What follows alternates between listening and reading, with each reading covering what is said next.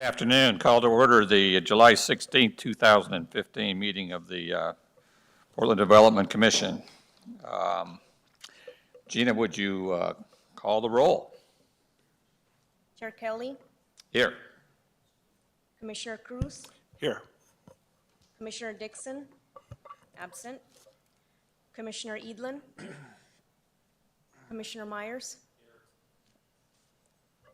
So I'll take this opportunity to welcome our two new commissioners. Welcome. Thank you. I hope you've had lots of briefings and you're at least partially up to speed. Yes, very much so, and they've been good briefings, so thank you very much. So one of the next agenda item is commissioner reports, and when we do those, we basically talk about what things we've done since the last meeting that have to do with Portland Development Commission business. So Commissioner Edlin, I'll let you go first so you can show a shining example for the new gentleman. I don't know about that. So the only thing I did in between was attend the Oregon League of Minority Voters Liberty of Hope Award dinner. Thank you. Commissioner? On Monday, July 13th, I attended the Constructing Hope's fourth annual fundraiser at the Kennedy School, and Patricia Weekly spoke for the PDC at that event. Commissioner Cruz? Thank you. I have not attended any formal events on behalf of the PDC yet. However, I You will. have attended a number, a number of briefings and other meetings. So You will. So actually, I think it's this slower time in the summer, so I've had a couple of check-in meetings in the mayor's office, and I at least made it to the first part of the Oregon League of Minority Voters event. Yeah, I was there early. I did it? Oh, okay. Mr. Quinton, your report.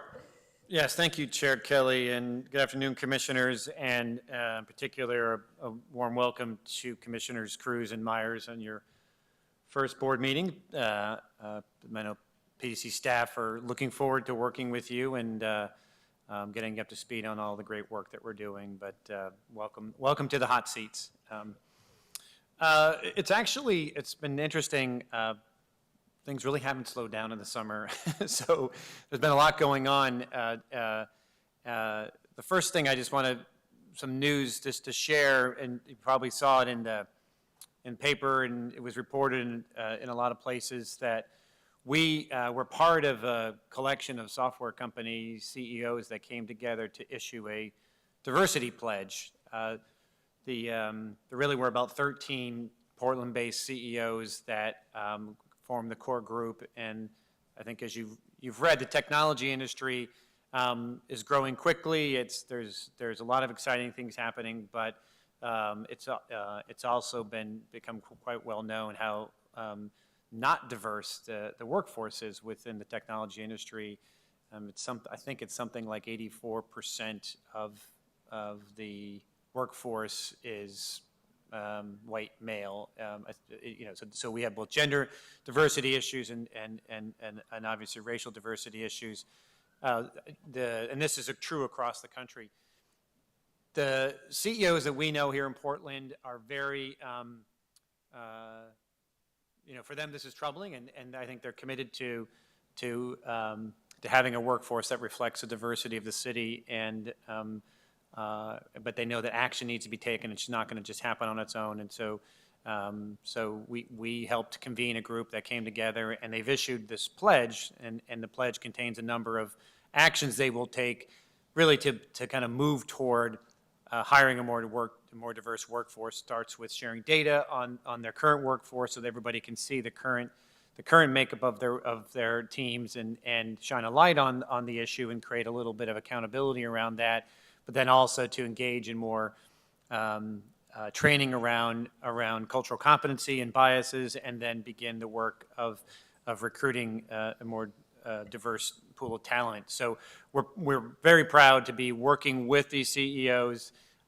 We think it's something that sets Portland apart from other cities, that we do have business CEOs who share the values of the community, and we'd love for more companies to sign on. It really is an open pledge, so we want more companies to join in the effort and help work with us to provide more opportunities for women and people of color in this fast-growing industry.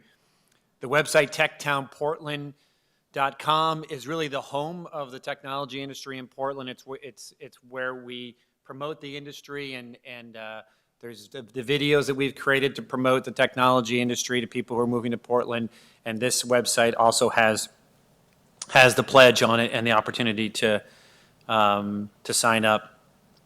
Our staff was heavily involved in this effort, led by Jared Weiner, who's our software liaison, but people like Lisa Norwood and Mangan, Chris Harder also played a role in drafting the document that the CEO signed on to and getting it out there. The first company that actually signed on after the pledge was issued is Jaguar Land Rover, which recently announced that they're expanding their innovation incubator here in Portland. This is a unique operation for them, so it's not like this is the U.S. operations of it. This really is where they're setting up shop to pursue new technologies. They came to us looking for an expansion of our enterprise zone program so that they could benefit from the tax incentives there, and we felt like the E-zone, it was somewhere near downtown. We felt like the E-zone benefits didn't really need to be extended elsewhere in downtown. But when we talked with them, they agreed to a public benefits agreement that included not just them signing up to diversity pledge, but also to making significant strides to hiring a diverse workforce, to minimum wage requirements and other things. And so it was a template for us that we're going to use. And you'll hear about another public benefit agreement that we've negotiated on a land transaction today. We think this is part of the way that we implement our strategic plan to get the outcomes that we're looking for. But we're pleased to partner with Jaguar Land Rover in this effort, and we're pleased that they signed on to the diversity pledge. And we view it as our role to highlight the companies that are doing the right thing, that really are partnering with us on these efforts. So that's, we're going to continue to give them attention and hope that we'll have the opportunity to provide more companies with the spotlight. Another thing that we're doing related to this whole effort is that we've set aside $30,000 in grant money to organizations that are doing innovative things to improve the pipeline of talent for technology companies. So it's for training providers that are in this space, and it's really an innovation grant. So there's all sorts of workforce programs that are out there right now that are training people for different careers, and we're trying to see if there's other innovative programs that can be scaled from this. And so we have an open applications until Monday, the 20th, for this grant. And once again, techtownportland.com is the website for this effort. As I mentioned, things didn't really slow down this summer, and in particular, we had a week at the end of June, I think it's now 2 weeks ago, that was extraordinary in terms of just milestones that we were hitting in this city, in this community. So the last week of June, we saw on the 25th of June, OHSU announced that it had matched the Night Cancer Challenge, which I think all of us, when we first saw the number, we thought, that's a huge number. Not sure how it was going to happen, although I think we were all optimistic we were going to come together. And sure enough, they've met the challenge. And so it's pretty exciting to think about what's next. Obviously, the city and PDC are playing a role in what's happening in the physical build-out of OHSU's campus in South Waterfront, but it means so much more, obviously, from an economic development standpoint, but even more importantly from the research that'll happen here. So that's an exciting milestone for the city, but just the beginning of all the great work. That same week, the same week as our last board meeting where we approved the proposals for the 3 Lentz Town Center developments, I had the opportunity to cut the ribbon with a number of other stakeholders at the new urban Grange at Zenger Farm in East Portland. Zenger Farm is one of our partners in our work in Lentz. They're the primary sponsor of the International Farmers Market in Lentz Town Center. They have a tremendous impact throughout the city of Portland in terms of educating youth on the importance of our food ecosystem, and this is a whole new facility for them that allows them to expand their programming, and we were happy to make a $300,000 investment in that project, and that brings our total investment to Zenger Farm to about $800,000. So once again, a great partner of ours in our East Portland work. Later that day, our partners on the technology side, Oregon Storyboard, which is a relatively new accelerator for digital media companies, just had an open house in their new space here in Old Town, about a block away, which is actually space that we own, and we've owned for a while, and built it out, and then we lease it to them. So it's spectacular space. They have, I think, 12 companies now sitting in there. It's over on 4th. You can check it out. But Gina Bielen's team led the construction process to build out that space, and it's cool than our space. I actually want to go move over there myself. The next day, down in South Waterfront, we had the grand opening of the Central District Greenway, which has been a long time coming. I think there's always been a vision for South Waterfront to have this built-out greenway, and it's taken a lot of time and a lot of money to get this stretch open. But I think it's a clear statement of what the expectations are as we build out the rest of the greenway for habitat restoration, for open space, and I know that the residents in South Waterfront are happy that that's finally open. Our partners at Parks and the Bureau of Environmental Services are really took the lead on that, but PDC made a significant investment in that project, and so it's nice to see that open. That weekend, was the first Startup Weekend Latino event. So Startup Weekend is a national series of events in which entrepreneurs show up on a Friday night, and by Sunday, you might have a dozen new companies formed, and it's somewhat of a contest, but it's a way to energize entrepreneurs and kind of kickstart new ideas for companies. This one was entirely focused on Latino entrepreneurs and emerged 7 fantastic companies. The companies are, because we like to, once again, promote companies locally, companies called La Doringo, Vizio Silva, La Popular, Self Reset, PDX Latino Apparel, Aqua PDX, and Orozco Wood Carving. So those are the 7 companies that were formed and received awards at that weekend. And we partnered significantly with the Latino community as well as the African American community in our Startup PDX Challenge event, and we'll be doing another one later in the year to promote opportunities for more entrepreneurs of color. So this is another great event with that objective in mind. And then to finish it off, just a few days after that, the announcement came out that Living Cully Partners, which is a collection of local community organizations in Cully, purchased the Sugar Shack, which has been a long-time nuisance in the Cully neighborhood. I know the communities wanted to purchase that facility for many years, and finally took a few really committed community leaders to organize a group of community partners, lenders, the city, and PDC to bring together the money to make that happen. So the Sugar Shack is now in the ownership of community hands. If you've been following the news, they took the facility over as is, and you can go online and look at the photos. It's not pleasant, but they're now cleaning up. I think I saw a news report today. They're having community work parties, and they're coming in and they're cleaning out the building. And then on August 4th, there'll be a community celebration as part of the National Night Out celebrations. So I think in the evening, you can stop by the property at the Sugar Shack, and there'll be a big community celebration. And it really will be a celebration of many, many years of effort. Just a few more announcements. PDC just launched our PDC en Espanol Facebook page and Twitter page. We have a lot of stakeholders in our community who are Spanish speaking, and we know that it's a big audience for us. And so it's been a long time goal of ours to get more of our communications out in other languages. And so these pages in Spanish are our first attempt at that. John Cardenas has been one of the primary leaders behind this, but Lisa Norwood on our communications team and John Jackley have made this happen.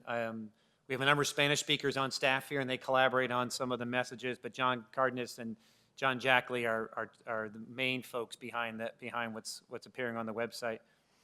One of our highest profile startup companies, longtime Portland Seed Fund company, and it's received Oregon Angel Fund money and other money, just announced an acquisition. Globe Sherpa is the name of the company. Globe Sherpa is the company that invented the transit app that TriMet now uses, so you can buy your transit tickets on your phone.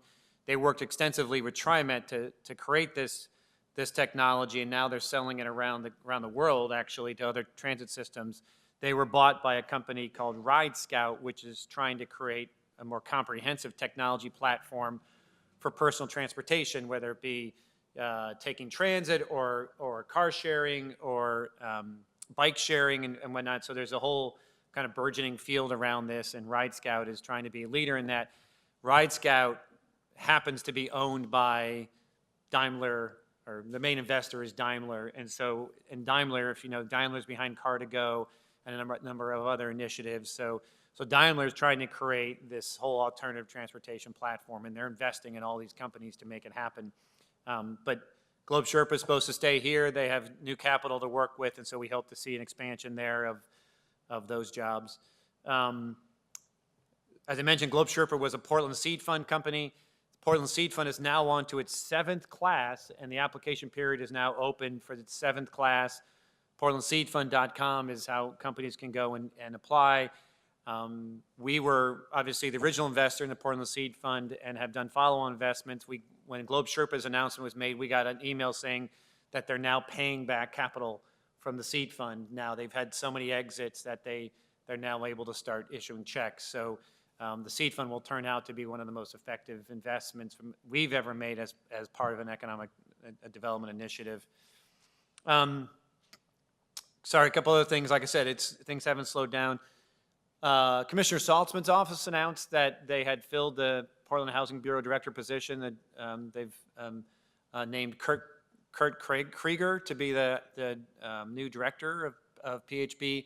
Kurt used to be the head of the Vancouver Housing Authority, did a number of other things, but also was working in Fairfax, Virginia, and now he's coming back. He'll start in August, and our partnership with PHB, we're trying to grow that partnership, and I had the chance to sit on the interview panel, and Kurt brings a ton of experience with different methods of increasing affordable housing production, so we're definitely looking forward to Kurt coming on and expanding our work together.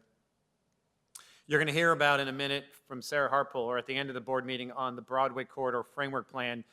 She's going to mention this, but I want to just mention it as well. We're having open houses related to the Broadway Corridor Framework Planning process, and so our next one is next Tuesday, the 21st. It's being held at the first floor of the new PNCA building from 5 to 7 p.m., and we really hope as many people as possible can join. There's a website now as well where we're taking public feedback, but the more feedback we get, the better the process is. And I know Sarah is going to brief you today on the feedback we've heard to date, particularly around the principles for the plan. And then the last thing I want to just mention is that next Sunday, a week from Sunday, is the annual Lens Street Fair. PDC has a booth or tent every year at the street fair, and so we'll be there again. I'll be out there, and so it's a great time, lots to do, but one of the things we're going to try and do is have information about the new projects that are in the works there, so that people who are at the street fair can stop by and get information on the new developments that are going to be happening. So you can go to lensstreetfair.com for more information. And then, as we like to do, we have a new employee to introduce today. Sitting here is Stephen Brooks. Stephen just joined our Opportunities Cooperative team, the team run by Peter Englander. The Opportunities Cooperative, or the OC as we joke, is our R&D team. It's really designed to look at new resource opportunities, both resource opportunities that can fund our projects, and as TIF declines or can leverage the TIF, or resource opportunities for the organization. And so they're doing a lot of work that doesn't result in new projects on a regular basis, or even, ideas that can be pursued, but they're doing the hard work of tracking down ideas, and they'll be front and center in the work that we do with our Financial Sustainability Committee that looks at the long-term financial future of PDC. So Stephen is joining that team. Stephen has a long history in the capital markets, SEC regulations, but also with nonprofit economic development tools. He has law background, tax background, so there's a wide variety of experience that Stephen brings to this work. He was previously working as a consultant with a number of local organizations on development finance issues, but prior to that, he was with United Fund Advisors, the for-profit affiliate of the Portland Family of Funds, the organization that was set up years ago by PDC to do new market tax credit work. So Stephen worked for UFA, and then he also spent time working for did compliance for a company that managed private assets and has a Series 7 and Series 23 license. So lots of experience. I can't do justice to Stephen's resume, but we're happy to have him on board, and he's already digging into all the great ideas that we have to run down. So welcome, Stephen, and that's all I have. Welcome, Stephen. So our next order of business is the approval of the minutes of the June 10th, 2015 meeting. How do we do that when we have new commissioners who weren't there? Do we just have everybody vote anyway? They can vote. Well, then the chair would accept a motion. We have a motion. These guys are trainable. We have a second. All those in favor signify by saying aye. Aye. Aye, thank you. The ayes have it.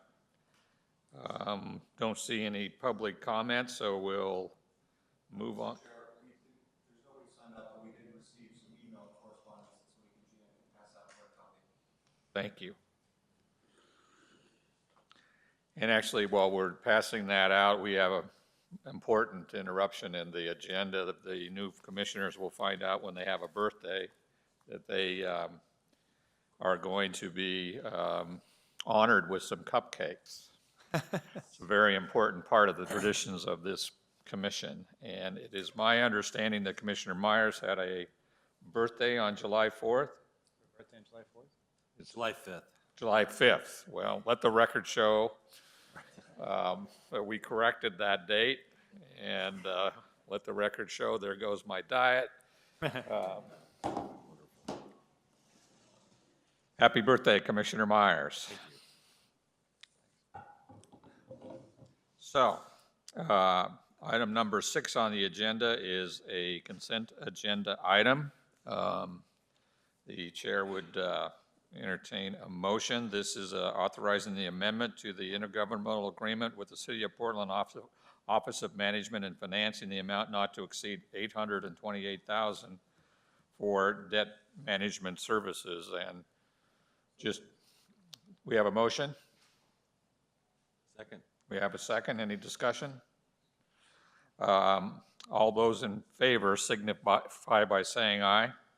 Aye. Ayes have it, the motion carries. I just want to say, when people hear that big number, that's actually a 3-year number, and it's involves a lot of work on the part of city staff that helps PDC through their processes. The next agenda item, before we proceed, this is the demolition contract for the Centennial Mills site. Our new commissioner, Mr. Meyer, has a statement to read. Thank you, Chair Kelly. Before the discussion of this matter begins, I would like to note that I am the Executive Secretary Treasurer of the Columbia Pacific Building Trades Council. And while the ultimate decision in this matter will not result in any direct remuneration or compensation to me or the council receives dues income indirectly from those who are actively employed in the building trades.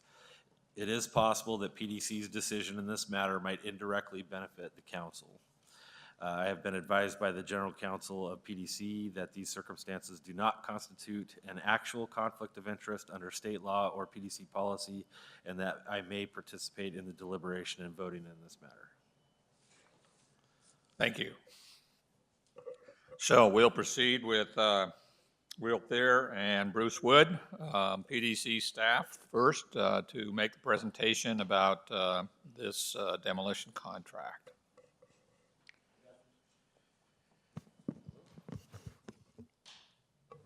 Thank you. Good afternoon. As we started this process back in December, it's great to be here today. There's been a tremendous amount of work done by a very large group of people studying this very complicated project, since we started back in the winter. Will Thayer, our senior project coordinator, will fill you in on the details, and then we're here to answer any questions as we move forward. Will? Okay. Good afternoon, Commissioners, Chair Kelly. So today, staff is requesting that the board approve resolution number 7137 to authorize the executive director to execute a guaranteed maximum price amendment to the construction management general contractor contract, or CMGC, in an amount not to exceed $8,589,228. So I will provide you with a brief recap of the timeline up to this point, an overview of the CMGC and GMP amendment, describe the scope of work that's entailed in this GMP, and then just review the overall schedule and next steps. So over the past 9 months, PDC has made steady progress towards a controlled demolition of the most dangerous buildings on this site. After approving an emergency procurement process in December, staff issued competitive requests for proposals, or RFPs, for both an owner's representative as well as a demolition contractor. These firms were selected based upon their specialized experience, performance records, and strong commitment to personnel safety, which is an important matter in this particular project. In April, PDC and the contractor, Northwest Demolition and Dismantling, entered into a multi-part CMGC contract. And as of today, the pre-construction services for that contract are complete, and the early work is ongoing. It began this last week. So the CMGC contract was specifically designed for this project. With the assistance of both the owner's representative as well as outside counsel that are specialized in demolition contracting as well as Oregon state law. The contract was designed to allow PDC to assess the feasibility of the project at a number of critical milestones that you can see there on the left. It's broken into several parts: the pre-construction services and early work amendment, which I mentioned, and then amendments for both Phase 1 and Phase 2 of the work. Of note, the contract does not obligate PDC to commit to any of these future phases, and staff can cancel the contract in accordance with our standard general conditions. As you can see in the table on the right side, including the estimated proceeds from salvage materials, the total cost for the Phase 1 GMP is approximately $8.55 million. Any work-related savings to that number would be retained 100% by PDC, and the contractor is incentivized to find savings in the work by splitting the contingency funds with us, 25% to the contractor, 75% to PDC.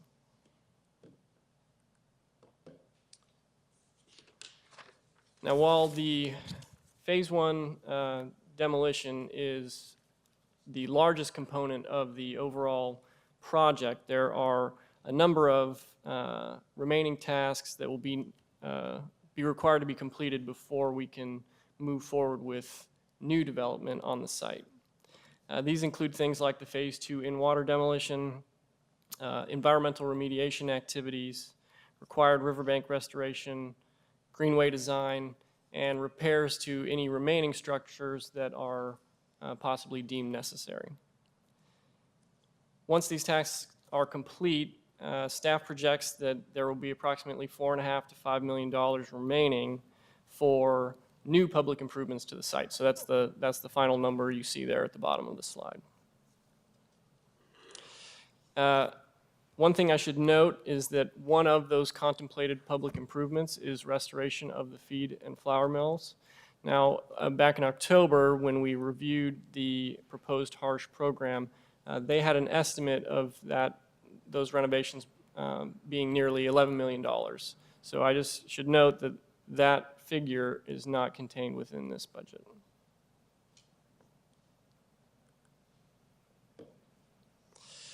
So now this slide illustrates the buildings that will remain under the demo permit after the demolition is complete. They're the flour mill, feed mill, and Warehouse E, as well as the riding arena, which isn't pictured here. It's just south of Warehouse E. That's something new from the previous meetings that we've had, where only the flour mill and feed mill were contemplated as remaining. The reason why Warehouse E has been included is that it was determined that the costs of finding and relocating the Portland Police Mounted Patrol Unit to another site exceeded the available funds for doing that.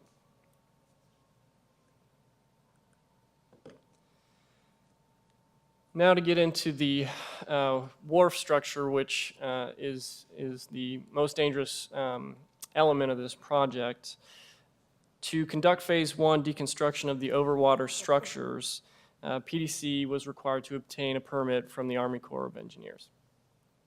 The Corps has reviewed the plans for this Phase 1, which is the above water structures, the wharf structures, and approved our mitigation measures, as well as provided opportunity for public comment. We should be receiving their permit sometime this week. The second phase of the deconstruction will involve the in-water pilings that you see in the figure and any remaining decking that remains after Phase 1 is complete. Application for that portion of the permit is in process and should be submitted to the Corps in the near future. In terms of just chronological time, we are at the midway point of this demolition project from the time that the board authorized the emergency procurement process back in December, and when we expect Phase 1 to be complete next April. After Phase 1 is complete, PDC and the contractor will negotiate and draft a second amendment for the Phase 2 in-water work that would then be brought back to the board for a subsequent approval prior to the beginning of the in-water window in July of 2016. As I said, the permit application for that is in process and will be submitted soon, and public outreach to the Pearl District Neighborhood Association is ongoing with monthly updates. So in conclusion, staff is recommending that the board move to approve Resolution 7137. Any questions? Commissioner Edlin, we might as well start with you because I know you're going to have some questions. First of all, thanks for all the work. The complexity of this, when you and Bruce first sat down with us and walked us through it, it's just mind-boggling. And again, the safety issues are very, very frightening as you walk through that. So I really appreciate your efforts. And I apologize for my travel schedule, but I wasn't able to attend briefings for this meeting, so probably a lot of this would have been. I assume PDC is contracting directly for this work as opposed to another party contracting. That's for it. correct. Okay.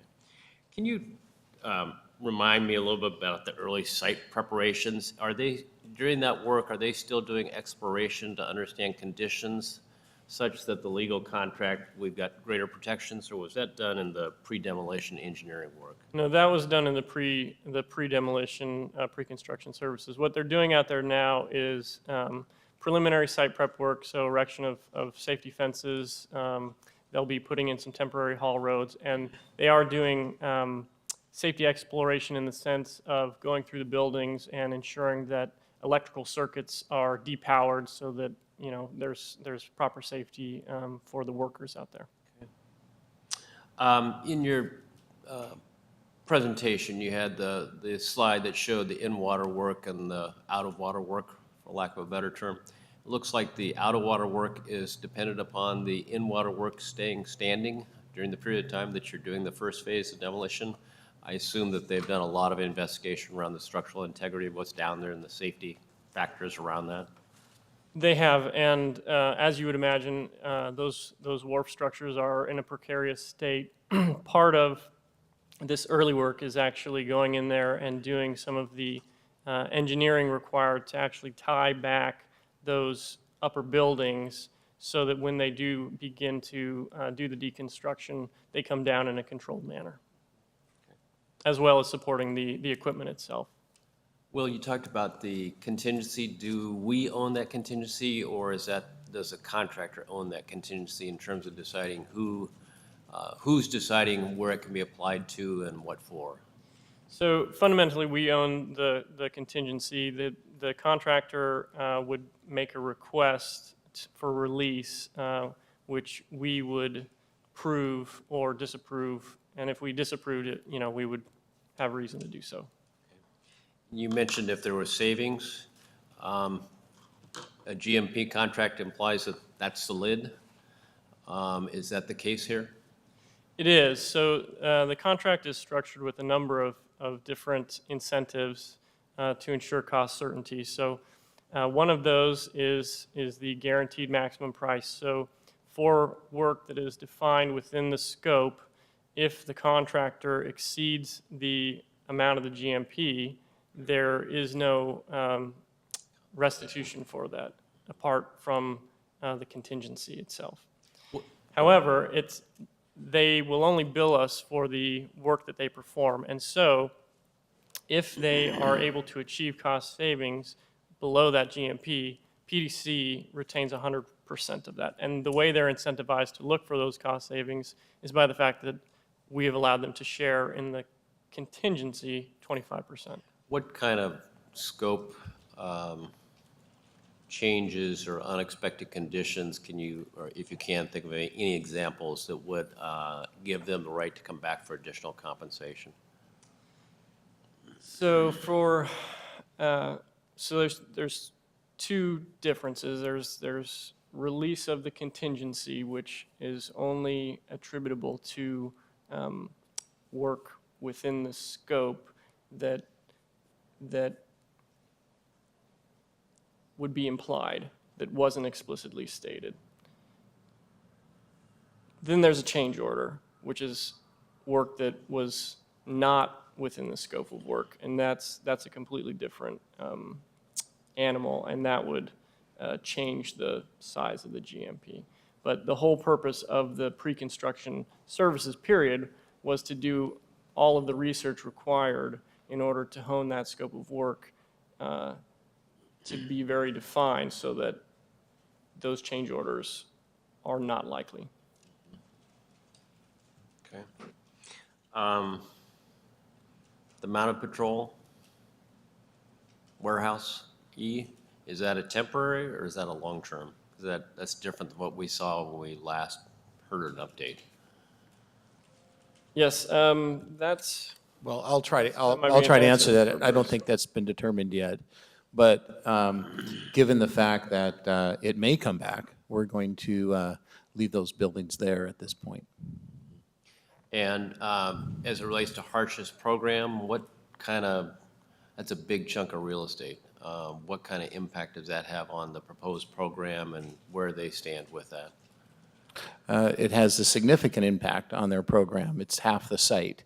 And we're continuing to evaluate what that impact would be, and they're looking at what that has to move forward. But at this point, that again hasn't been determined how best to, how that will move forward at this point. Do we have any sense of how it will be determined if that's a permanent or a temporary solution?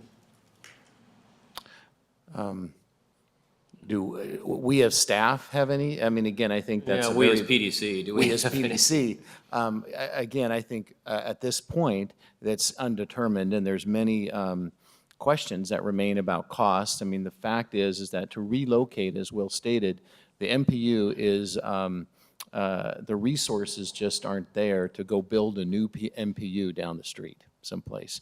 So the best option at this point is to go ahead and leave those buildings there as the city continues to evaluate the future of the MPU, and then we'll wait to see that direction, you know, from leadership, you know, at the time.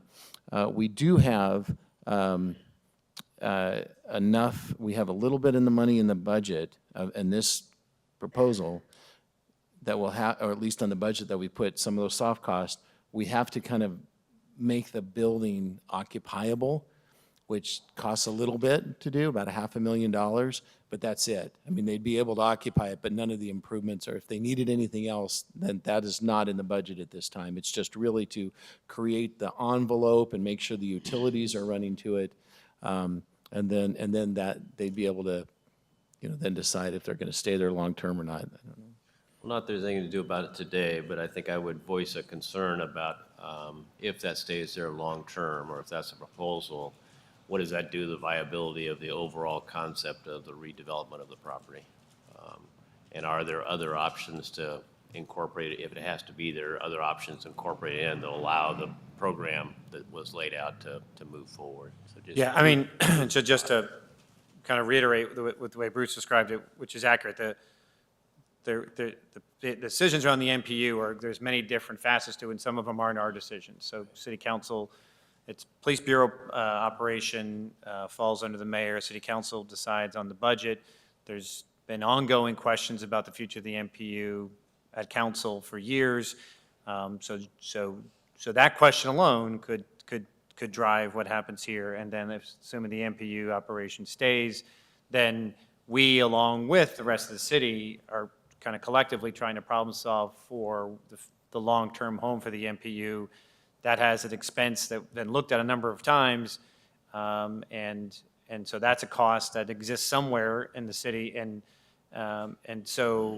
then you have the costs associated with developing the whole site here that I think we're beginning to get some light on, and you can see from the presentation that full demo plus the additional costs, right? It leaves us with a small amount of money left within our $20 million.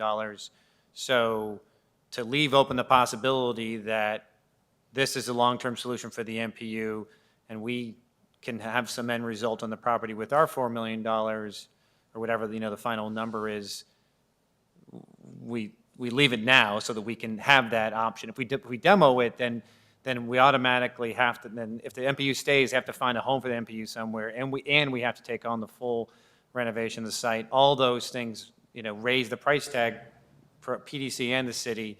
This scenario going forward allows us a low-cost option, but still gives us the opportunity to go to a higher-cost option at a later date. Is that? Yep. I Yeah, get it. right. But you've obviously voiced your concern. So the question will come back, and obviously will come back at a later date when we talk about what actually gets developed on site there.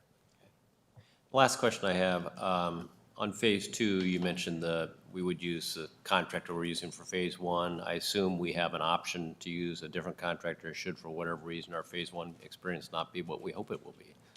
Yes, as I mentioned in the presentation, the CMGC contract allows PDC to terminate the contract either between phases or even during phase with pursuant to our standard general conditions.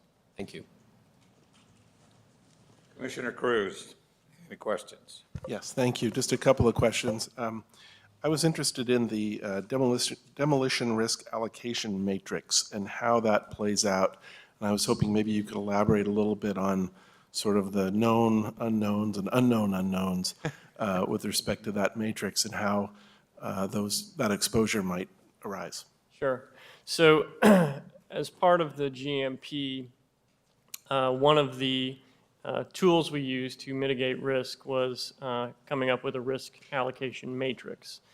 And essentially, on these projects, like you said, there are known unknowns and unknown unknowns, I suppose. But in terms of the known unknowns, it's things such as the thickness of the basements, of the basement slab. So the entire site was built in different phases, and so each basement that was poured, as it was poured at a different time period for a different purpose. And although we've done selective cuts in different locations to determine the thickness of that slab, there may be some variation. And there's no way for anybody to tell what that is. And so in the risk allocation matrix, what it says is that PDC will bear 100% of the risk of a especially thick slab, so that when the demolition contractor comes to a certain point and the slab is beyond, and what we've said in the allocation matrix is if it's beyond 8 inches thick, then the incremental costs there would be borne by PDC. So those are the types of things. On the other side of things would be things such as dust from the site and the proliferation of dust to neighboring buildings. There are some higher-end condos that are the neighbors of this property, and of course, we don't want the demolition project to be a nuisance. So doing good dust containment, keeping the site damp, for lack of a better term, is on the contractor's risk. So there's a list of about 20 different items that have been allocated.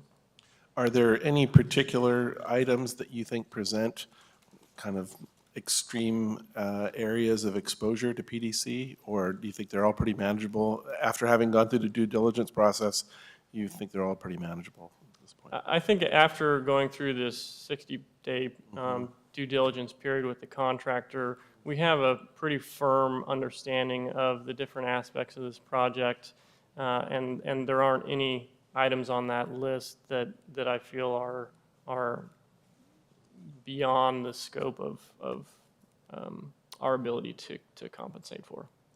Thank you. One last question, as one of the two new members here. Could you just elaborate a little bit on the feed mill and flour mill buildings and kind of their current status and perhaps future as usable buildings? I'll take that one. They are not in very good shape. Okay, I mean, in fact, they are to the point where you walk through them and they're not safe. Stairs have collapsed, and the roofs are open, and they've had quite a bit of water damage. There are many hazardous materials, lead paint that is flaked off, and again, it's just the condition they're in.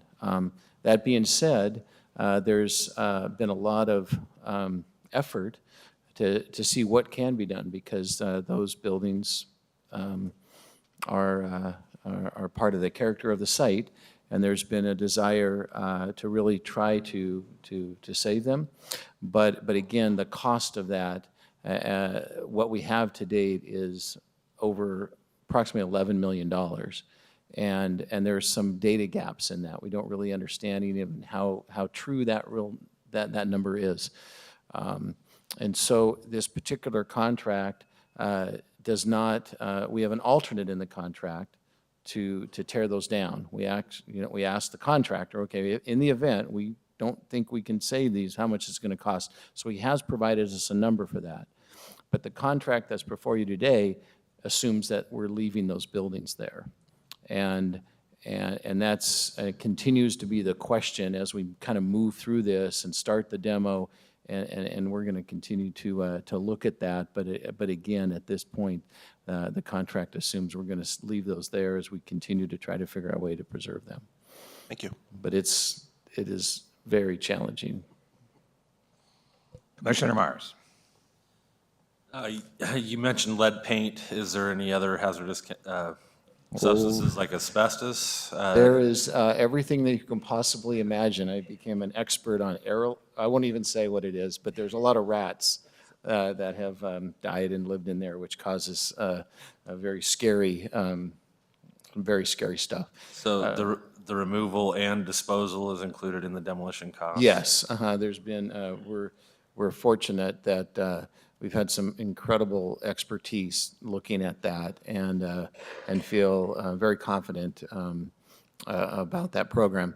The PDC several years ago actually remediated almost everything they could in the buildings. The stuff that's left is the stuff that you can't get to until you start the demo, so that helped as well. No, in the two historical buildings that are down there, there are several artifacts, and they've been, I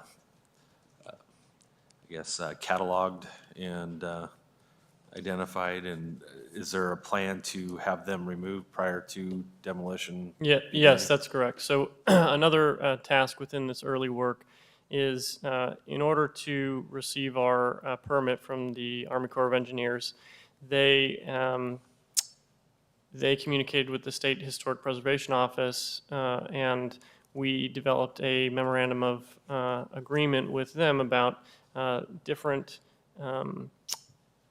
historical salvage tasks that we could do to mitigate the loss of some of these structures. So our owner's representative went through and cataloged a large list of historic items. We then selected the items that we felt were the most significant and provided that list to the Historic Preservation Office, who approved it. And the contractor this week and next week are going through the buildings, recovering those items, and they're going to be stored on site. Thank you. I think it would be great if, I understand that the contractor was going to be here. Are they here, and could they come forward?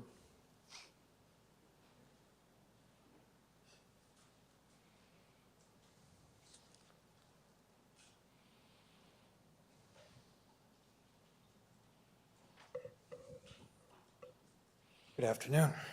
Good afternoon. Can you state your name for the record, please? Yes, my name is Jeff James, and I'm with Northwest Demolition and Dismantling. Welcome. Thank you. So I guess I'll start out the questions on this one. First of all, the price is a lot higher than what we had initially envisioned, and I guess I'd just like to hear your articulation of the major reasons, let's not get down in the weeds, but the major reasons why that's the case. Sure. When we put our first proposal together, there's always limited information when you're competing on a job and you don't have the resources to go into detail as to everything that's out there. So with the staff's assistance, this pre-construction phase provided us the opportunity to get deep into the building and understand exactly what we're dealing with. And some of the things we found, for instance, the elevator A, the siding on elevator A has a paper underneath it, and that paper has now been determined to be friable asbestos. However, the conditions of elevator A and the surrounding buildings are such that you cannot get at that material before we start demolition.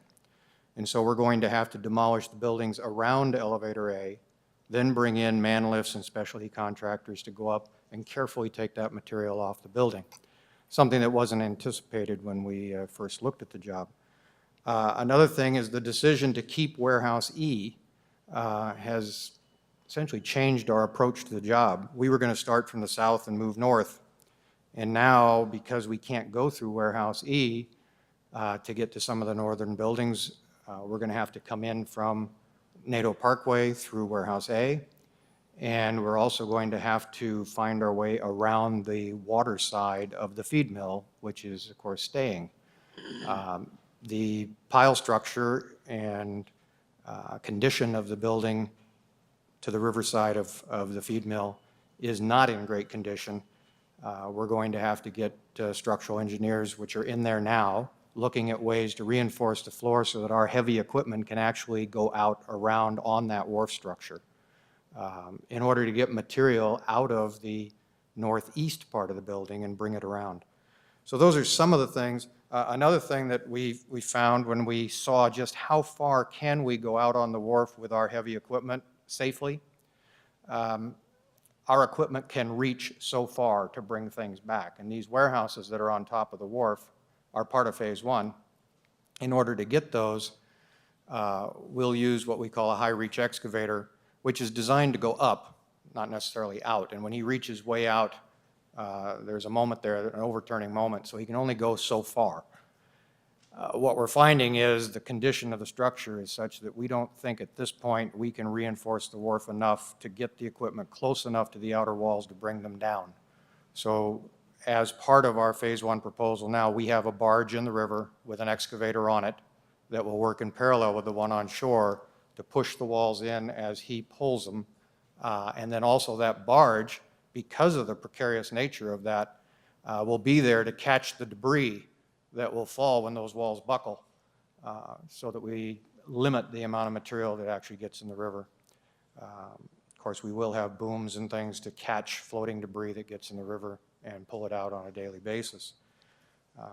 But those are some of the things. The lead-based paint, as you say, in some of these places is very loose and flaky. We have to get that material down, but to actually go in and manually take it down in areas where you can't even walk on the floors. So we're talking about aerial man lifts reaching across the building to put people up in booms to do that. If we had to do every square inch, it would be very costly, so we've come up with a method to use water blasting to take that off, but then that, of course, brings all the things we have to do to make sure that water with lead-based paint doesn't get in the river. So those are the kinds of things that have developed since we've gotten more into the project.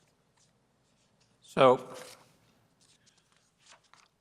you've had this opportunity to do a very deep evaluation of this project.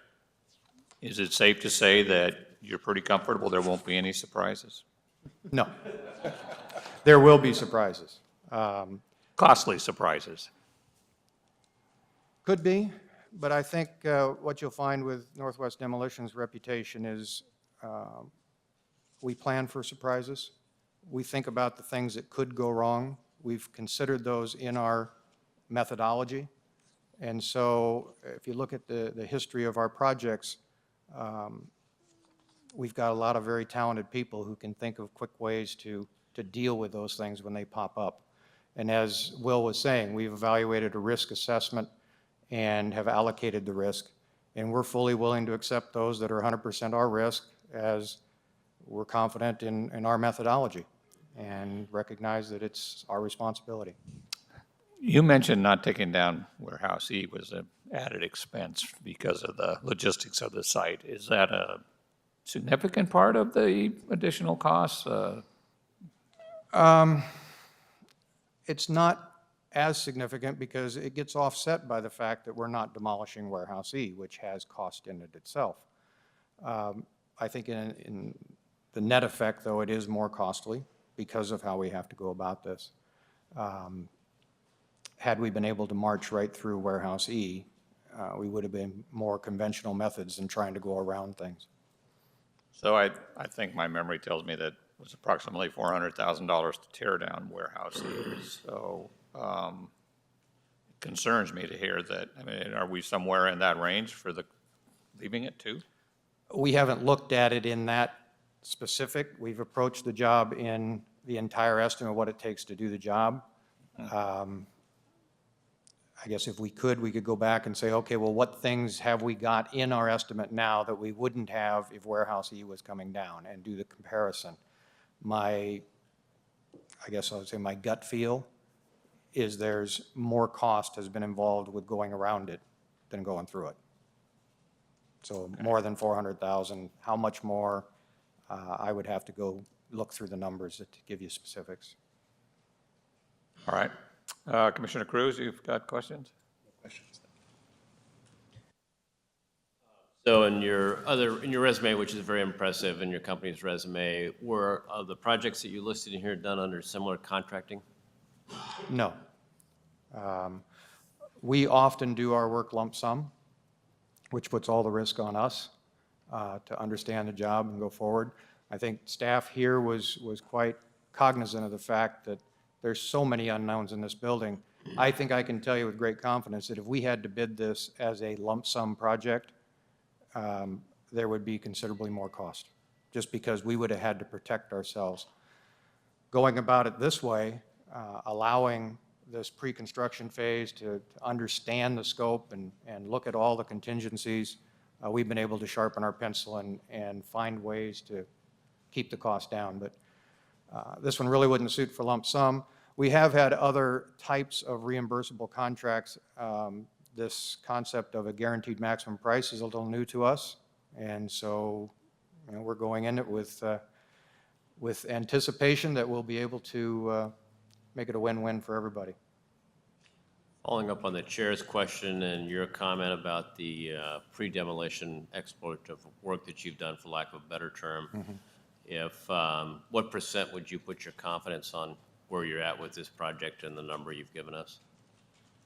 Well, the guaranteed maximum price, I have 100% confidence in it because I can't exceed it or it starts coming out of my pocket. But That was the right I guess answer. if I could put that a different way, I would say we are, and my boss probably won't agree with this, but just my own assessment is we're probably 80 to 90% confident that we will come in well under that number. Thank you. Commissioner Meredith? What considerations have been made for parking for the construction workers on this project and for potential laydown yard for the debris? Yeah, at this point, we are using the paddock area that was the riding arena as our laydown area. All of the salvaged timbers will be managed in there. There's an area between there and the river that is going to be improved with a gravel surface to give us a laydown area. And then parking, we'll keep the parking on site. We don't use a lot of workers. Actually, the most labor-intensive will be the abatement workers that come in to do the asbestos work and things. We have, while they're there early in the project, we won't be using the paddock for sorting of demolition debris, so that area could be used for parking. Once the abatement work is done, we only have a handful of employees due to our mechanized means that we do the job. There will be pretty minimal impact on NATO, or actually that's Front. It is Northwest NATO Parkway there, and it becomes Front Street further down. We will have an impact. We have a application in at this point to do a lane closure. And so for the demolition phase of the project, phase one, probably for the large portion of that time, we've actually applied for 9 months to have the right lane closed. And we are rerouting the sidewalk out into the street with barriers and fences so that the pedestrians and bicyclists and everybody will be removed away from our project. That's all I have. Thank you. One last question. Is this your company's largest demolition project, or have you done larger ones? We have had larger jobs. Have you? We took down an aluminum smelter in British Columbia, and that was an $80 million job. Oh, so this is just a little job. It is rather large for our run-of-the-mill jobs. That aluminum smelter was probably the biggest thing, maybe the biggest thing we'll ever take on. But yeah, our projects range from 1 or 2 million to in the teens. And this is kind of a medium size, but it is probably more due to the challenge of the condition of the structure that's driving the cost where it is, as opposed to the size of the facility. Thank you very much. Thanks for coming over today. You're welcome. So I think we have Jillian Detweiler from the mayor's office who is going to come up and give us some perspective from the mayor. Welcome. Thank you. Thank you, Chair Kelly and Commissioners. I'm Jillian Detweiler, Policy Director for Mayor Charlie Hales. I'm his liaison to the Portland Development Commission.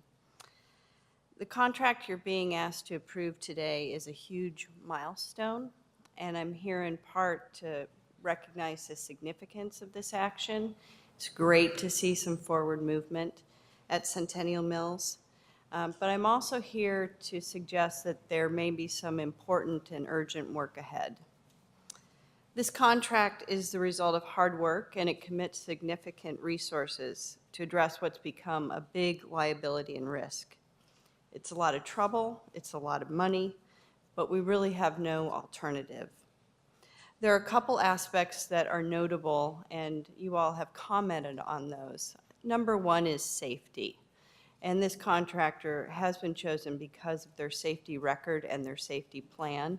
And nothing is more important than the safety of the men and women who will work on this job and the people in the surrounding environment.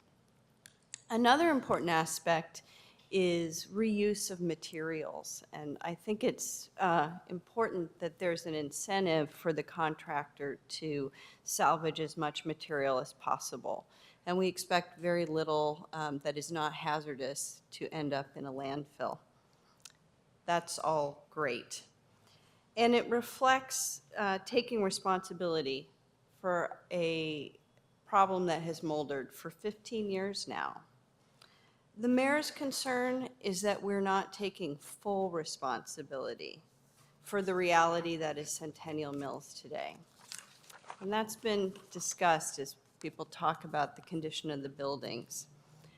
This contract does not include demolition for the feed and flour mill buildings, although the contractor has provided an alternate addition that could add that scope. Yet we don't have an economically viable plan for restoration and reuse of the feed and flour buildings, nor do we have a viable publicly subsidized plan for the buildings. PDC has budgeted $20 million for Centennial Mills. Today's action will commit $8.5 million to phase 1 demolition. That leaves $11.5 million. The top priority in the second phase was described to you. It includes critical in-water demolition, restoration of the bank, other mitigation activities. The estimate of the resources that will be left after that work is done do not appear to be sufficient to do everything that was envisioned in 2006 when we did a lengthy planning exercise about possibilities on the site. Yogi Berra said, "You can see a lot just by looking." And I want to tell you that the mayor's concern is informed by touring the buildings. They're in terrible condition, and they don't readily suggest reuse. He wants the viability of the buildings to be subject to solid analysis, not wishful thinking. Today, both the public and the permitting authorities following this project have the expectation that the feed and flour mills will not be removed. The mayor would like the board to direct PDC staff to probe that expectation and to come back with findings while the contractor is still on the site so that any additional deconstruction or demolition can be achieved cost effectively. He just does not feel good about kicking this can down the road and exposing the public to unnecessary additional cost. Specifically, he's looking for an analysis that demonstrates a financially feasible role for the structures in a development or in a park or in another reuse of the site. And he also wants to understand, if that's the case, what are the permitting implications of making that choice. That's the view from the mayor's office. Thank you. Thank you very much. Any questions for Jillian? If we can get staff back up here.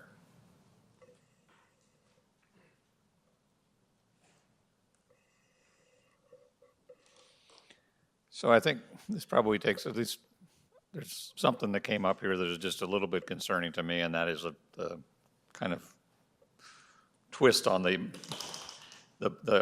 warehouse E, and that it's actually I didn't understand that before, and I just wanted to get your perspective on that. It's actually, the way I understand it, he's saying that the cost of not going through that building is higher than if we did now. That's just, did I hear that right? Well, yes, I mean, I think the cost of working around the warehouse E is more than, at least the way I understood it, what he said, was the cost of working around warehouse E is more than if you just tore it down, right? Now, he also said that it's just an additional cost. I mean, but it's not the biggest cost in the unknowns, right? It's just there. And the question is that the cost of, if we, to relocate the MPU is very large if we were to build a new MPU. So I think at least our direction has been, let's go ahead and figure out a way to keep it there at this point so that decision makers can continue to have that I'm not option. trying to come change the back. direction, I'm just wanting to make sure we all have our eyes wide open about Right. what we're doing. So then, I guess I think where we need to head here is a resolution approving it, and then a step that we take in the mayor's request to discover what, if we're going to keep those buildings, what's the real renovation cost, or at least a good estimate of that. What kind of timeline are we talking about to accomplish that? Well, there's been a lot of work done to that to date, but there is some data gaps. I feel comfortable 60 to 90 days to fill in those gaps and come back with the mayor's request to present a plan, of what is there a plan? Is it financially feasible? At least we can bring back the information that then decision can be made. Again, the cost of that, of $11 million estimate that's been done to date, we can start from that and then we can build from there. But that number is not included in the budget All right. today. So, commissioners, do you have other questions before we entertain a motion? So the 11 million, Bruce, was that number developed by Harsh? Yes. If you were to pursue this evaluation of what could be done with those buildings, which I don't think is a bad idea at all, it's a good question, would you envision staff doing that directly? Yes. So that would entail, I think we have an architect we've been working with. I know Harsh's was Henneberry Eddy, if I recall correctly, but I would imagine, we anticipate getting an architect to do some early look at it, structural, and then get a contractor to work underneath you to provide you with those estimates. Yes, we do the work, but again, we would work closely with the contractors and vendors and other consultants that have already studied that. And we would pick up from where they're at, figure out what the data gap is, and then we would go from there. It's something we have an estimate. I believe Harsh did a fair amount of work in that. It's something that we haven't really looked at into deeply yet, and given the mayor's request, I think we could come back in 60 to 90 days with a very thorough analysis and respond to that request. Strike me, we've probably got an obligation to do so in keeping two constituencies in mind. Number one is our selected development team has put a lot of work into it, and we owe it to them to do it in conjunction and transparency and so on and so forth with them. I also think, as it relates to the mayor's request and our fiduciary responsibility, should for a reason the selected development team not go forward, we own the problem at that point in time. And so I think staff controlling that effort is an important aspect of it, because we're going to have to own those numbers if for whatever reason it doesn't go forward. And then there were two other aspects of just not cost that I want to mention, and Jillian alluded to them. One is the permitting aspects of it, because at this point, our permit anticipates those buildings that would not be torn down in this first phase. And then secondly, there are some stakeholders out there that we really need to reach out to and talk to as well, and then bring back their input and their feedback. A open and public process in that regard is important. Yeah, that's going to be my second point. We did hear, I think it was back in November, some or maybe it was January, some pretty passionate testimony around the historic preservation of those buildings. And should, for whatever reason, it go that direction, we owe it to the public to, I think, to have some sort of a process to let people weigh in. So I don't think we need a motion to really request staff to do what we just talked about. I think probably the record is pretty clear on what we're after, 60 to 90-day study to evaluate the costs of renovating those buildings, and including a reasonably robust public process to make sure that the stakeholders who are going to care about this have a chance to weigh in. Do we need any other comments on that? And then on the main motion here to authorize the deconstruction. Gentlemen, any more questions of the staff? Then this chair would entertain a motion. We have a motion for approval. Do we have a second? We have a motion and a second. All those in favor signify by saying aye. Aye. Ayes have it. Motion carries. Thank you for your hard work. This is a big deal. Tough one.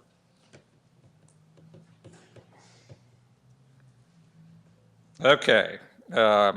Item number 8 on the agenda, authorizing the executive director to execute a leasehold purchase and sale agreement to convey 2.82 acres of leased property in Airport Way urban renewal area to Cook Security Group for $1,035,000. I believe we get Will back up here. Congratulations, Will. I'm a busy man today. Good afternoon again. Will Thier, our real estate department. This is Andy Reed from our urban development department. Welcome, Andy. Okay, this action item is a proposed sale of PDC leased land at Cascade Station.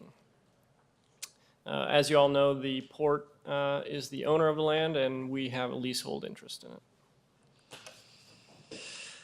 So today, we're requesting that the board approve Resolution 7138.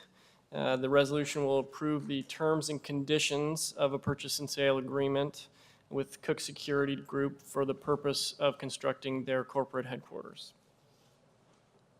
A little bit of information about the property. It's located in the Airport Way urban renewal area on the west end of the Cascade Station Commercial District.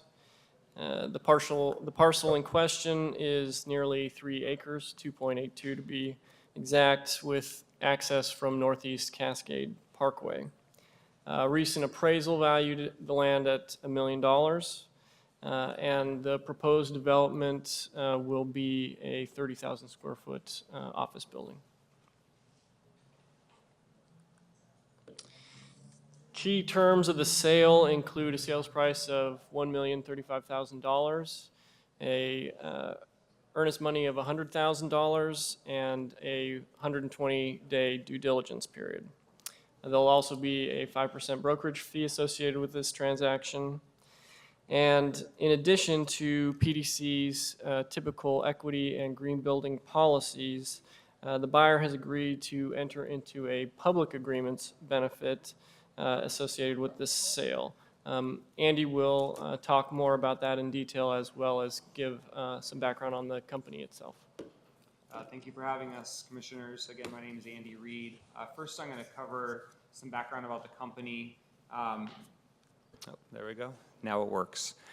So the company was founded in 2002. They have offices up and down the West Coast. They service ATM machines. They do installation, security services. You can see a list of the kinds of things that they do. And work primarily in the financial sector, but also have contracts with universities and other commercial accounts. So if you're going to an ATM in the Portland area, there's a good chance that they're making sure that it's safe and working correctly. And before I get into the E-Zone program and how this is related, just so you know, we do have representatives here from the company that are willing and ready to share their thoughts on the investment, the jobs being created, those kinds of things. So as part of this particular project, there are two things that are happening in my world. One is they're going to be anticipated to participate in the Portland Enterprise Zone program. And this is separate from, as Will mentioned, a public benefit agreement that's part of this project as well. So I'll get into that in a little bit. But as a primer to the Portland E-Zone, as we call it, this is a 5-year property tax abatement program that is solely on new capital investment. So the existing land will be taxed and actually probably come online for the first time as taxable, since it's no longer PDC, the only one kind of controlling it. So in addition to that, there's an electronic commerce overlay that if the company qualifies, doing e-commerce related activity can access a state tax credit, which can offset personal or corporate income tax at the state level. So it's really kind of a twofold program. In terms of the program in general, a quick primer, and just to kind of note, we'd be glad to come back in the near future to help you all kind of get a sense of kind of the depth and the breadth of how this program works in general.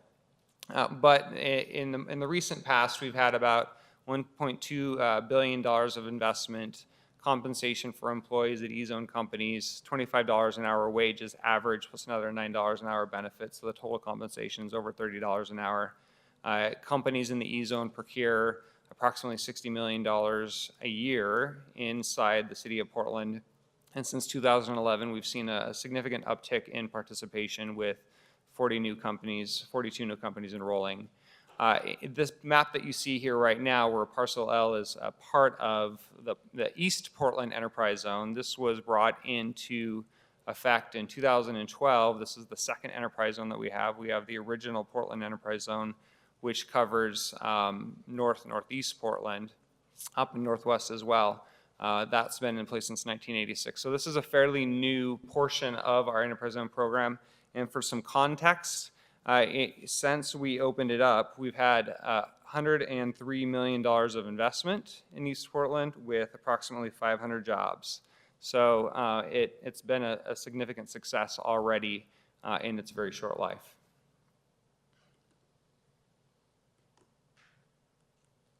So to kind of delineate the differences here between the enterprise zone and what is also being required as part of the purchase and sale agreement, enterprise zone it requires a 10% increase in employment. There are employee benefits that are required. We have a minimum wage requirement on that as well at $10.82 an hour for the majority of employees.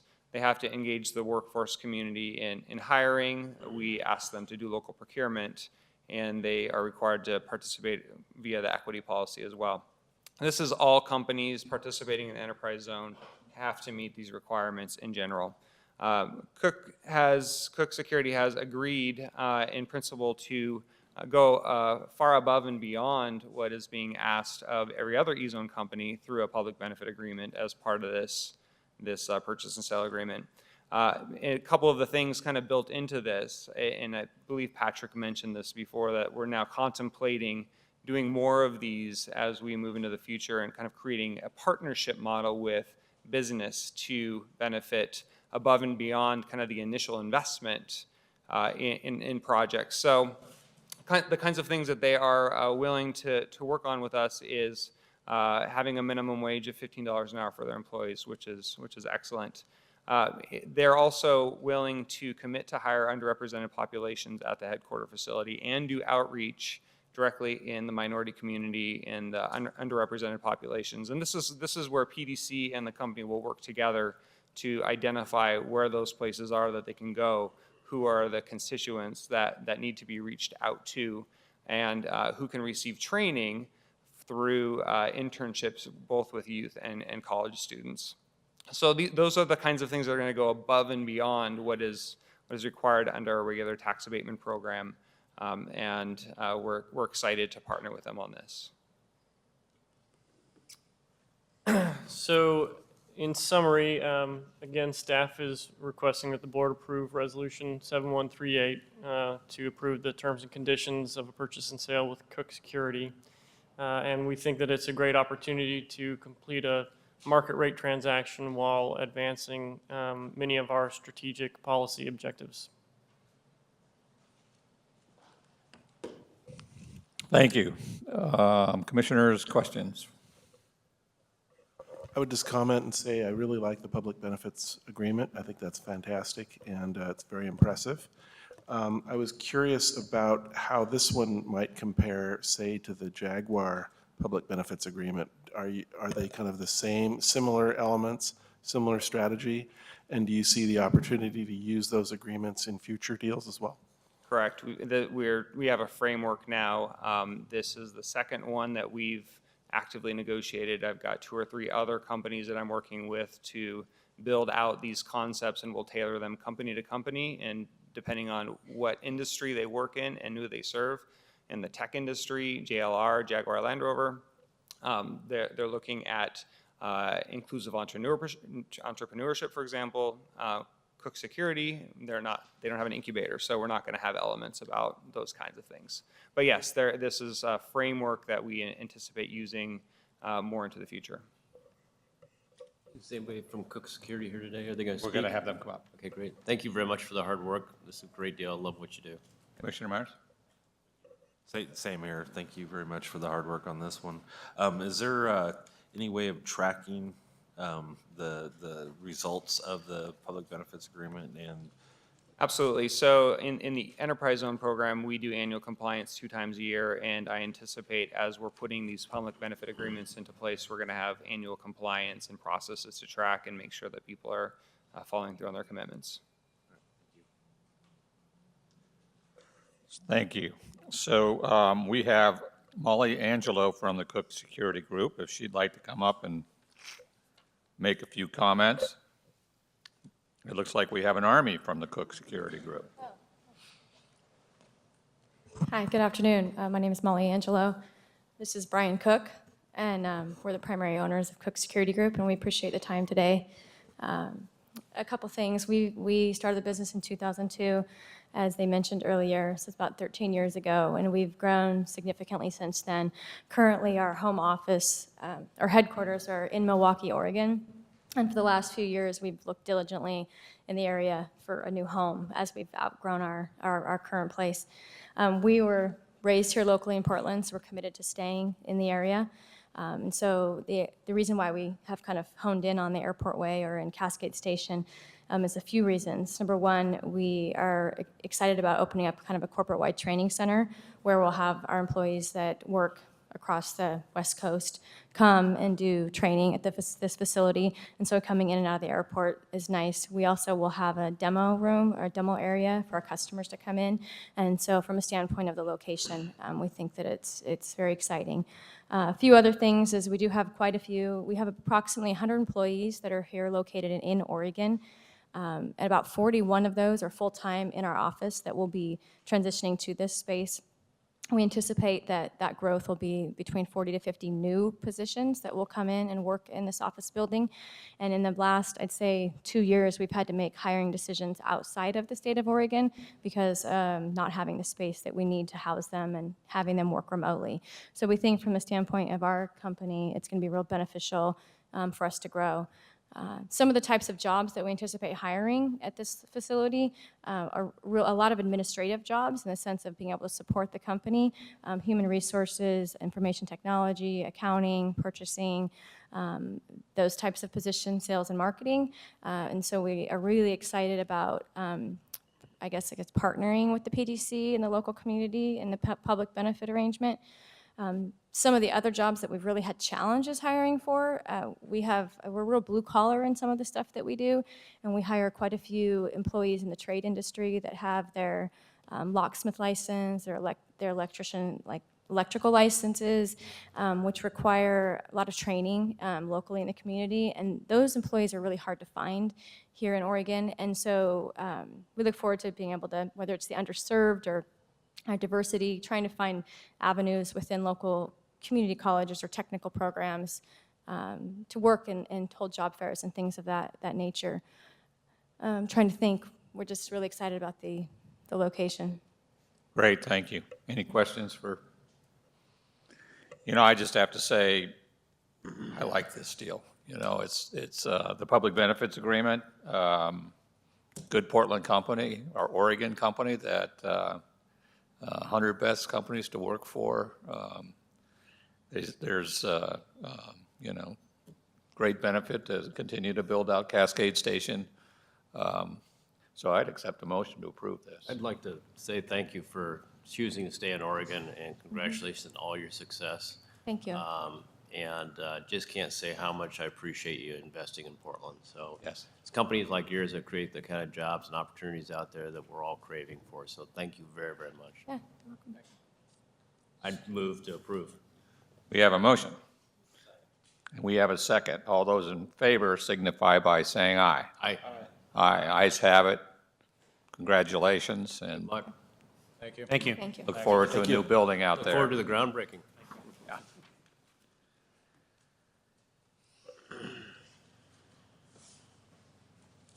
So we have one more thing on the agenda, and I think we're going to take about a 3-minute break, and then we'll commence with that. Sarah was ready to go. You can tell what I It goes just quick. You got to do one bite.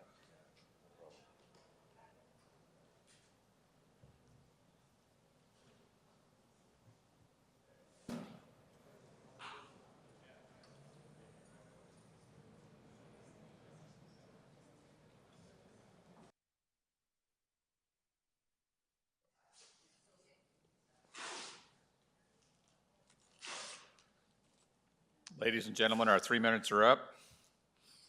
We're going to reconvene and welcome Sarah to give us an update on the Broadway Corridor Framework Plan. Good afternoon. My name is Sarah Harple. I'm a senior project manager in the Urban Development Department at PDC.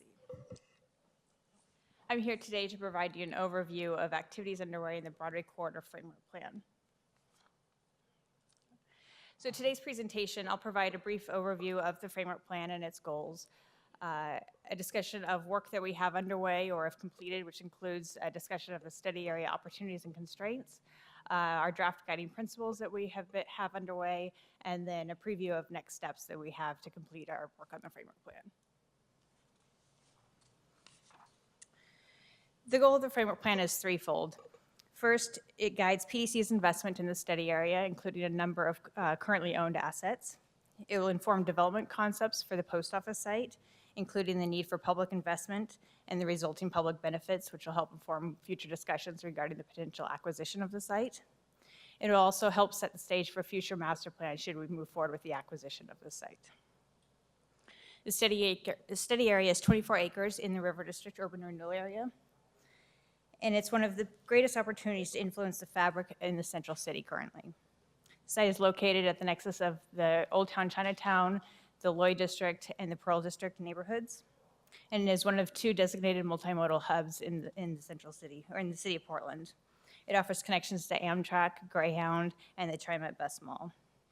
As I mentioned, PDC owns several properties within the study area, notably Union Station, and this project is well-timed with other activities underway at Union Station regarding kind of concept planning and due diligence for the future of that station.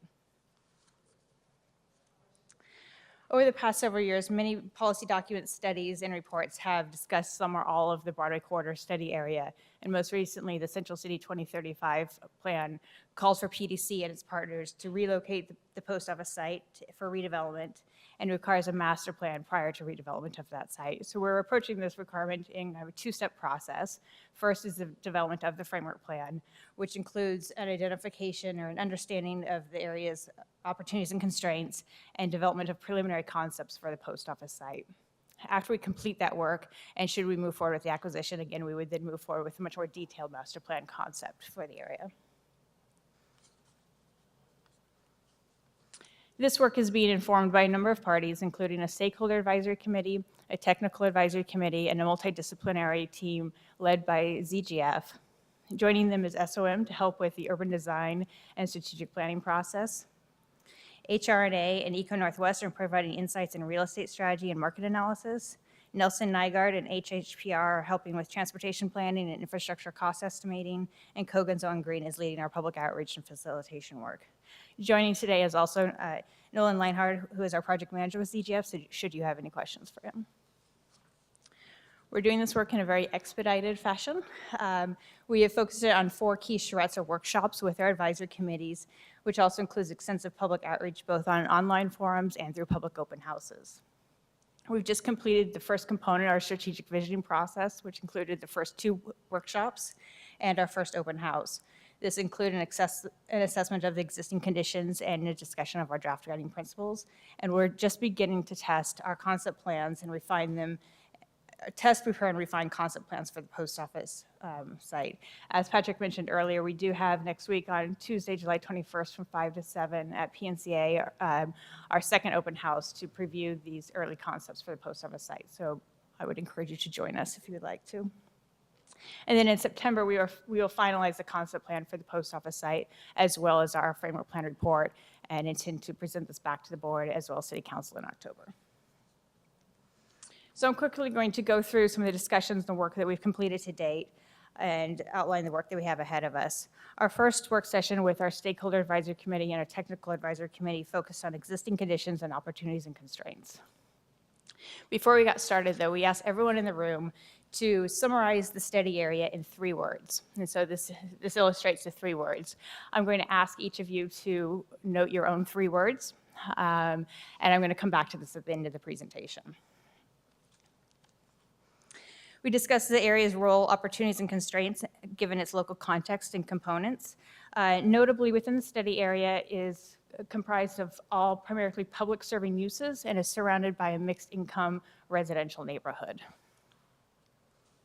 We discussed the district's role, or the site's role, in connecting its surrounding districts, so again, the Lloyd District, Old Town Chinatown, and Pearl District, and how it could possibly better knit these 3 neighborhoods together.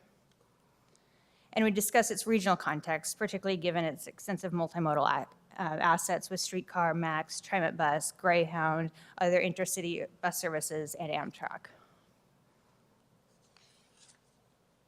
So as a result of these work sessions, as well as a site tour with the groups, we summarize a SWOT analysis findings.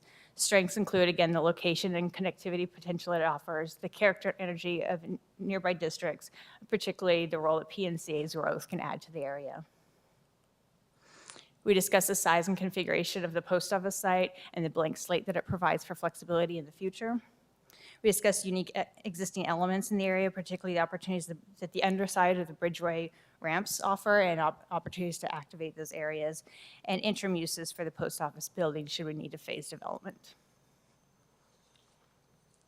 We also discussed weaknesses or challenges that we would need to improve in the future, which included barriers to the area, also presented by the railways as well as the site itself, and the desire to see the river connect to the river in the future, and the challenges of better integrating Union Station within the site, and then some real or perceived perceptions about the adjacent neighborhoods that we would need to overcome. We discussed opportunities to leverage in the future, which included better connectivity through the site and the opportunities provided by the varying elevations of the Broadway Bridge ramp and how we could intersect it both at the ground level and at higher elevations, and opportunities to offer view corridors into the site. We also discussed opportunities for partnerships and sharing, particularly around eco-districts, district parking, and partnerships with major institutions, particularly around education.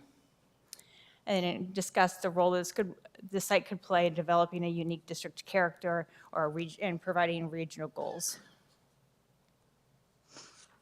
And then we discussed items that could prevent success. Primarily, these focused on costs and some of the challenges that we needed to overcome, a failure to be inclusive and how this would lead to us not being successful, and then having expectations that were either too large or too small for the site. So thinking too small or having the site need to solve too many problems. From there, with a thorough understanding of the site, we moved to the second workshop and our first open house, where we focused on the strategic vision for the area. Here we posed 5 draft guiding principles. The first being competitive, creating opportunities for education and economic growth. Second, accessible, creating regional assets and public benefits, which helped ensure that the development benefited the broadest mix of the population. 3, connected, again, focusing on the multimodal transportation and vibrant public spaces. 4, healthy, making sure that we focus on the best building and implementation practices around the quality of construction, environmentally friendly practices, and diversity. And then accountable, making sure that we appropriately balanced an achievable strategy that focused on financial viability and public benefit. So then to further dive into these goals, we are in the process of exploring various case studies around the country. And so I'm going to quickly run through some slides that explore how other projects have embodied these values, and interestingly explore how these footprints of these projects, the size of the footprints of these projects occupy relative to our own study area. So the first is South Lake Union, which clearly identifies the role of a large anchor employer and the ripple impact that development can have. And this diagram shows that the area that Amazon headquarters occupies within South Lake Union relative to the size of our study area shown in red.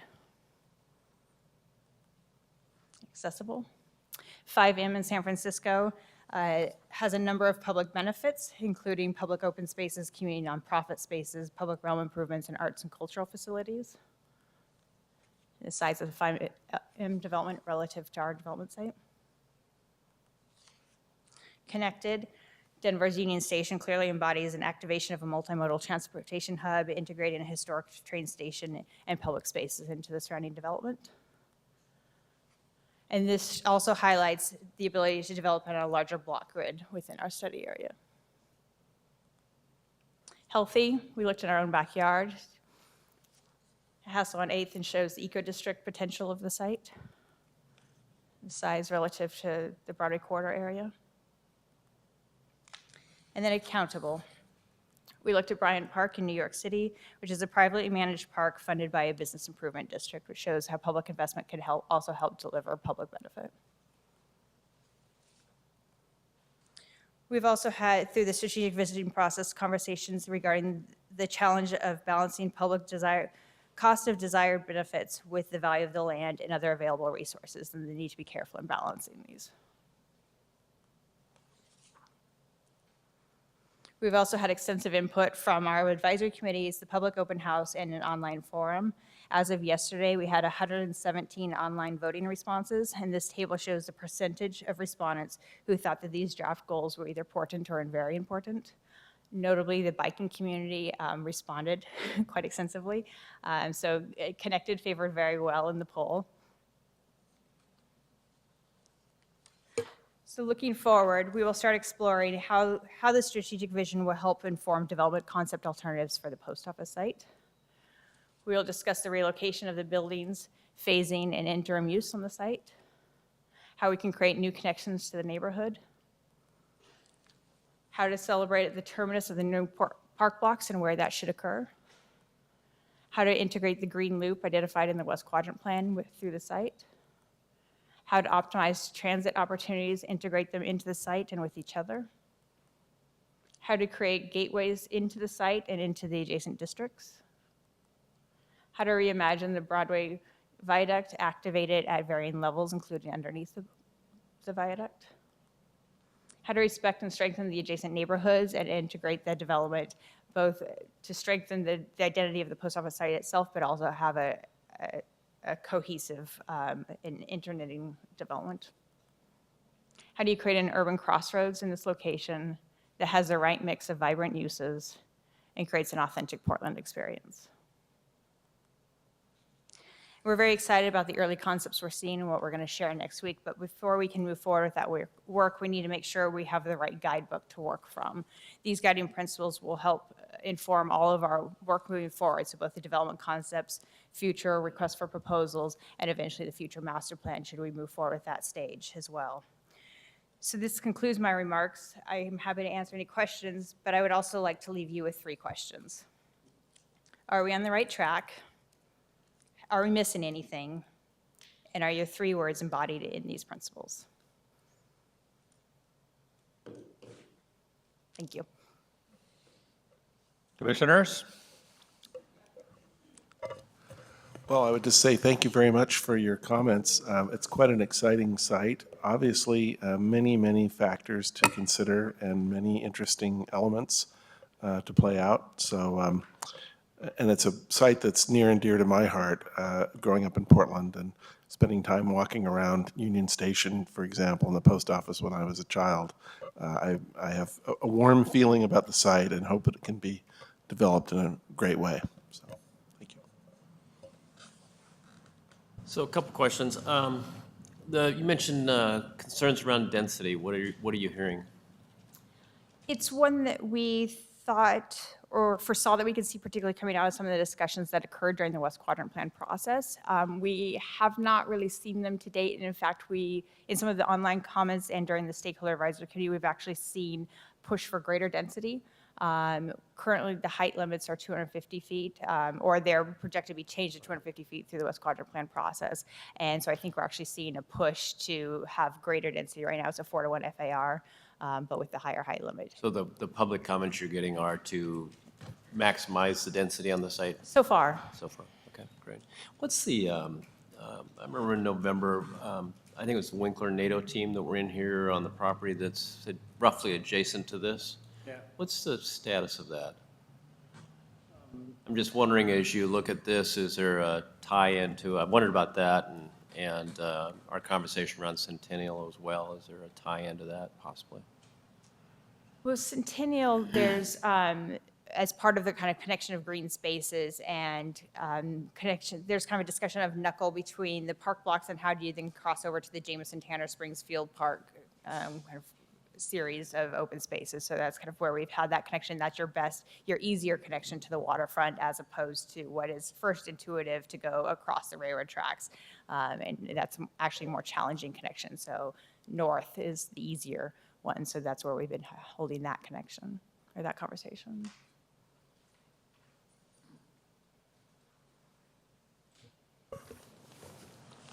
The question was the status of the Jim Winkler proposal on Winkler One deal or Waterfront? Winkler. The board had instructed us to try and work a deal with Jim some time ago.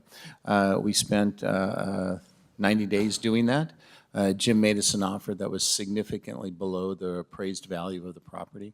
We have since then listed the property with our team that had done the Station 5 sale, and they are currently marketing that. I did talk to Jim, and he said he was going to submit an offer through them again and take a look at it. I do not expect that offer to be significantly more than we had offered originally. We've had some interest in the property from others.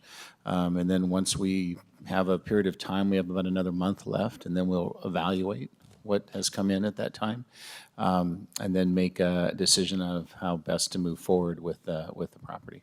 Thank you.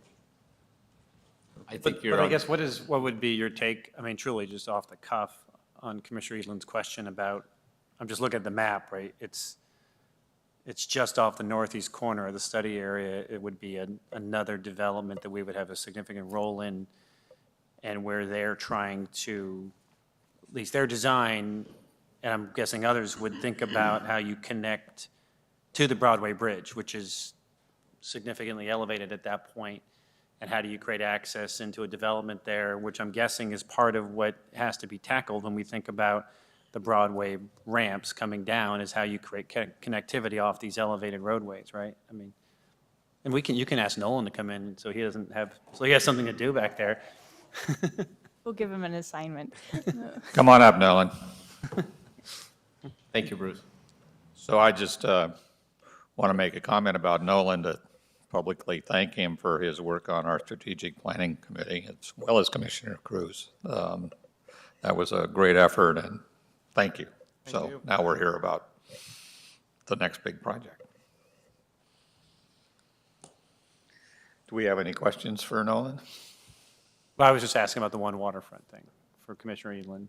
So we've drawn big, bold arrows showing the intent to make those connections off of the Broadway Bridge. So we're not yet at a place where we're designing them, but we will certainly include that as an intent, not just to connect the Pearl to Old Town, but really how do you connect to the river and then the housing and the streets that are on the other side. It's hard because it's high and the amount of space that you have to make those connections is not great. But certainly the intention is there, and the folks we've been speaking with have the expectation that we can improve those connections to the east. Has the topic of a Portland High Line come up? Our presentation on Tuesday will include a lot of conversation about how you use vertical transition, undersides of infrastructure, raised places, because that's certainly a good analogy for this site. Very cool. I had the opportunity to be at the first open house, and it was fun to see how many people were there that was interested. It was great. I think you're on the right track. Thank you.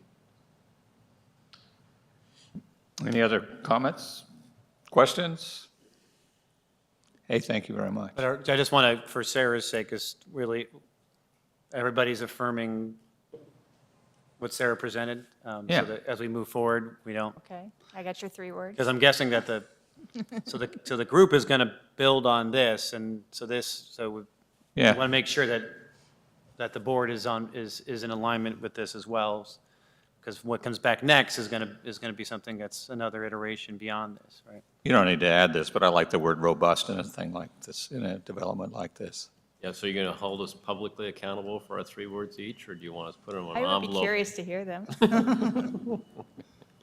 So I'll go first, robust, healthy, and connected. Thank you. I would, think big, just enormous. I mean, what an opportunity. Can't think big enough. I think one thing that's really interesting and curious is, what's the, everybody's going to talk about mixed use and this and that and the other thing, and what's the big public idea? You think about it, Portland, and, you think about the art museum or PNCA or, whatever. And what's the big public use that, will bring people down there again and again, besides just a great mixed-use project? I think that's a tremendous opportunity. The last one is innovation. Whether it be, the transportation infrastructure is unparalleled. And whether it's innovation around transportation or sustainability or building designs or thinking about the future of Portland and how people work and live and how that's changed just in the last decade so much. What an opportunity to be incredibly innovative in so many different ways, I think.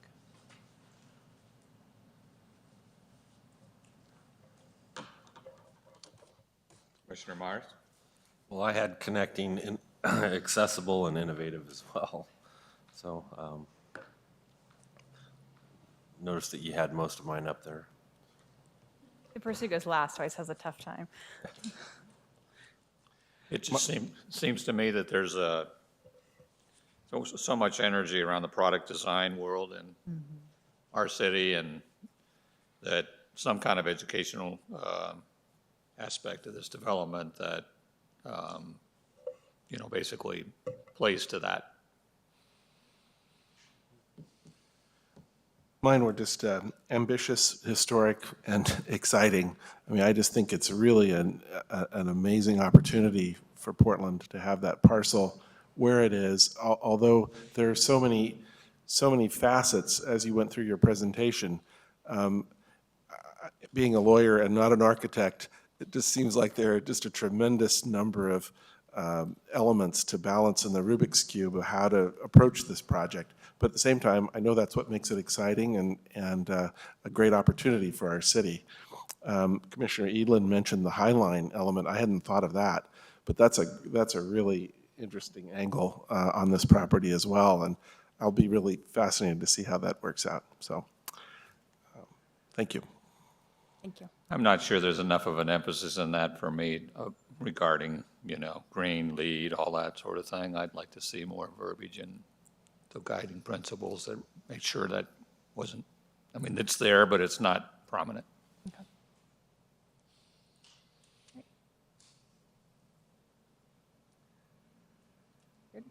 Thank you. Thank you. Thank you. Thank you. We are adjourned.